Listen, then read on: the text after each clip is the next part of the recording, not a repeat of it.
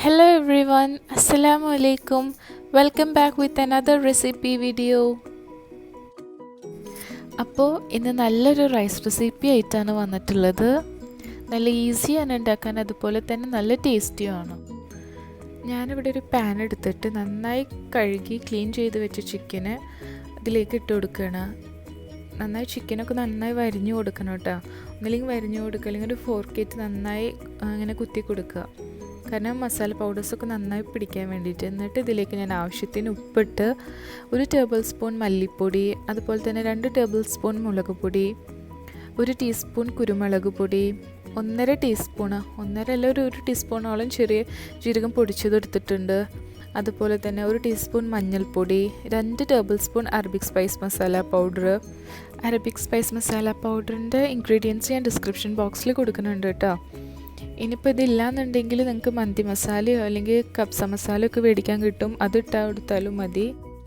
പിന്നെ 1 table spoon ഇഞ്ചി വെളുത്തുള്ളി പേസ്റ്റ് ചേർത്തിട്ടുണ്ട്.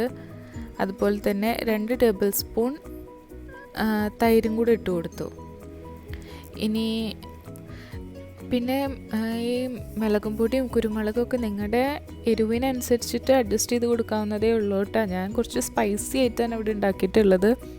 ഇനി ഇതേ മസാല പൊടികളൊക്കെ എന്തായി നന്നായിട്ട് തന്നെ കുഴച്ച് പിടിപ്പിക്കുക ചിക്കനിൽ. കുറച്ച് നേരം എന്നിട്ട് റെസ്റ്റ് ചെയ്യാൻ വെക്കുക.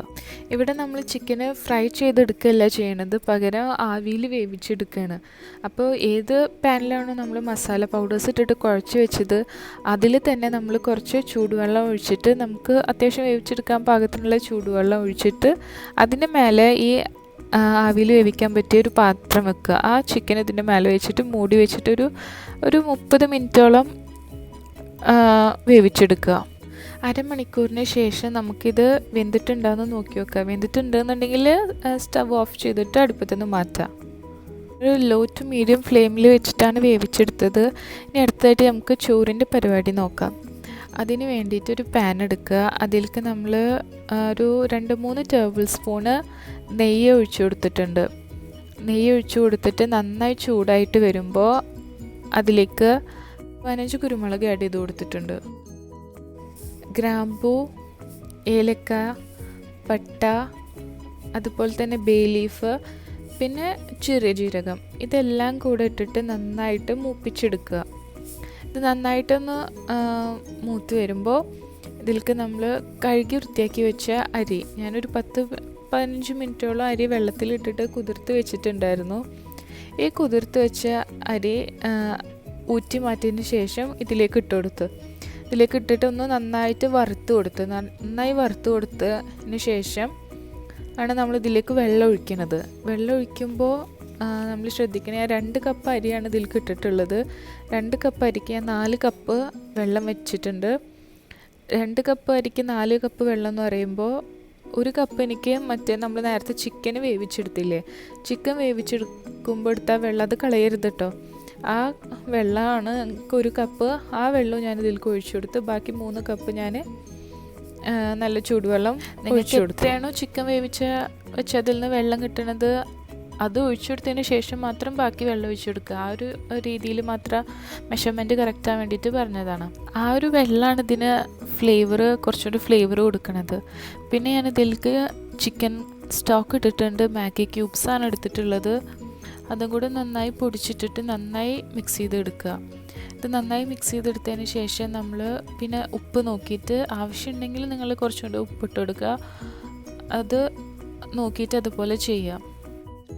പിന്നെ ഞാനതിലേക്ക് 2 കഷ്ണം ലൂമി ആഡ് ചെയ്തിട്ടുണ്ട്. അതൊന്ന് കീറിയിട്ടാണ് ഇട്ട് കൊടുത്തിട്ടുള്ളത്. ഇനി അടച്ച് വെച്ച ശേഷം ഒരു ഹൈ ഫ്ലെയിമിൽ നന്നായി തിളക്കണ വരെ ഒന്ന് കുക്ക് ചെയ്തെടുക്കുക. നന്നായി തിള വരുമ്പോൾ തീ കുറച്ചിട്ട് ഒന്ന് ലോ ഫ്ലെയിമിലാക്കിയിട്ട് നന്നായിട്ടൊന്ന് ഇളക്കി കൊടുത്തിട്ട് അടച്ചു വെച്ചിട്ട് ഒന്നുകൂടെ കുക്ക് ചെയ്തെടുക്കുക.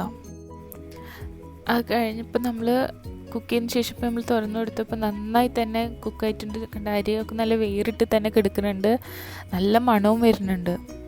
ഇനി നമ്മൾ നേരത്തെ മാറ്റി വെച്ച ചിക്കന് ജസ്റ്റ് ഒന്ന് ഫ്രൈ ചെയ്തെടുക്കണം. അതിന് വേണ്ടിയിട്ട് 1 ടേബിൾ സ്പൂൺ നെയ്യ് ഒരു പാനിലേക്ക് ഇട്ടിട്ട് അത് നന്നായി ചൂടായിട്ട് വരുമ്പോൾ ചിക്കന് ഒക്കെ ഇതിലേക്ക് ഇട്ട് കൊടുത്തിട്ടൊന്ന് തിരിച്ച് മറിച്ചിട്ടിട്ട് ഒന്ന് ജസ്റ്റ് ഒന്ന് കളറ് മാറ്റിയെടുക്കുക. കുറച്ച് ഫ്ലെയിം കൂട്ടി വെച്ചാലും കുഴപ്പമൊന്നുമില്ല, പക്ഷെ നോക്കിയിട്ട് വേഗം തന്നെ എടുക്കുക. അപ്പോൾ നമ്മുടെ ചിക്കനും ചോറും തയ്യാറായിട്ടുണ്ട്. ചിക്കന് നമ്മളെ ചോറിൻ്റെ മേൽഭാഗത്ത് വെച്ചിട്ട് അതിലേക്ക് ചെറുതായിട്ടൊന്ന് ഒരു ടീസ്പൂൺ നെയ്യൊന്ന് ജസ്റ്റ് ഒന്ന് സ്പ്രെഡ് ചെയ്ത് കൊടുക്കുക. നമ്മുടെ റൈസും ചിക്കനും റെഡി ആയിട്ടുണ്ട്. നല്ല സ്മെല്ല് വരുന്നുണ്ട്. ഇതിൻ്റെ ഒരു കോമ്പിനേഷൻ എന്ന് പറഞ്ഞാൽ മയോനൈസും ചമ്മന്തിയുമാണ്. മയോനൈസിൻ്റെ റെസിപ്പി ഞാൻ മുന്നത്തെ വീഡിയോയിൽ ഷെയർ ചെയ്തിട്ടുണ്ട്. അത് കാണാത്തവർ അതൊന്ന് പോയി കണ്ടു നോക്കുക. ലിങ്ക് ഞാൻ ഡിസ്ക്രിപ്ഷൻ ബോക്സിൽ കൊടുക്കാം. ഇനി ബീട്രൂട്ട് ചമ്മന്തി ഉണ്ടാക്കാൻ വേണ്ടിയിട്ട് നമുക്ക് വേണ്ടത് അര ബീട്രൂട്ട്, ഒരു ചെറിയ കഷ്ണം ഇഞ്ചി, 2 പച്ചമുളക്, പിന്നെ കുറച്ച് പുതിനയുടെ ഇലയും ആവശ്യത്തിന് ഉപ്പും.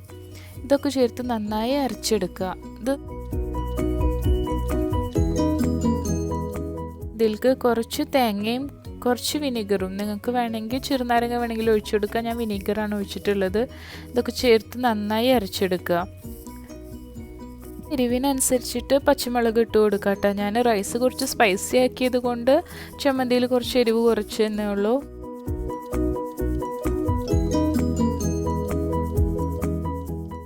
അപ്പോൾ എല്ലാവരും ഇതൊന്ന് ട്രൈ ചെയ്ത് നോക്കുക. ഫീഡ്ബാക്സൊക്കെ കമൻറ്റ് ബോക്സിലൂടെ അറിയിക്കുക. If you find this useful, please like, share and subscribe. Thank you for watching.